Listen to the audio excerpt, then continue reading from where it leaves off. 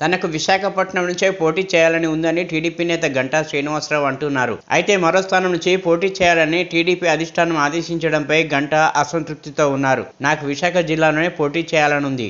నేను విశాఖ నార్త్ నుండి పోటీ చేయడం లేదు. విశాఖ నార్త్లో వేరే ఇన్ఛార్జిని పెట్టుకున్నా. నన్ను చీపురుపల్లి వెళ్ళమని పార్టీ చెప్పింది.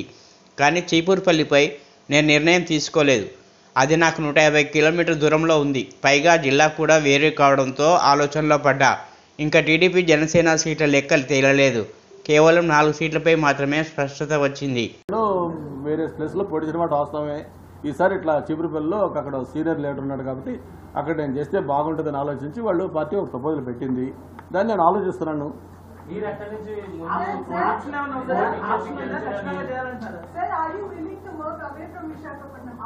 No, that's what I am thinking now.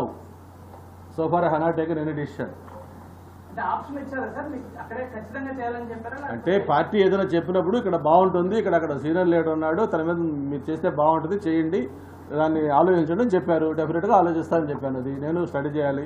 ఎందుకంటే నేను ఇప్పుడు దాకా వేరే కాన్స్టిట్యున్సీస్లో అది ఒక విశాఖపట్నంలో చేశాను. అనకాపల్లి పార్లమెంటుగా ఫస్ట్ వచ్చాను కాబట్టి ఆ పార్లమెంట్ పరిధిలో చోడవరం, అనకాపల్లి ఎమ్మెల్యేలు చేశాను. నేను వైజాగ్లో ఉంటాను కాబట్టి వైజాగ్ చుట్టుపక్కల ఉన్న భీమ్లో నాతో చేశాను. ఇప్పుడు చీపురుపల్లి అనేది ఇట్స్ ఏ సర్ప్రైజ్ అండ్ కొత్త నాకు ఒక న్యూస్ అది. ఎందుకంటే మన జిల్లా కాదు, పక్క జిల్లా. నాకు ఇక్కడ నుంచి 150 కిలోమీటర్ దూరంలో ఉన్న ప్రాంతం.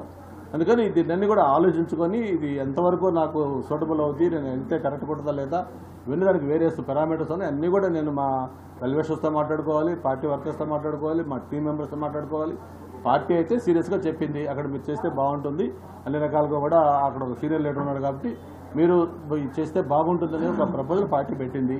దాన్ని నేను థింక్ చేస్తా ఉన్నాను, ఆలోచించి నిర్ణయం తీసుకోండి. తీసుకున్నా దానికి నో టైం లిమిట్.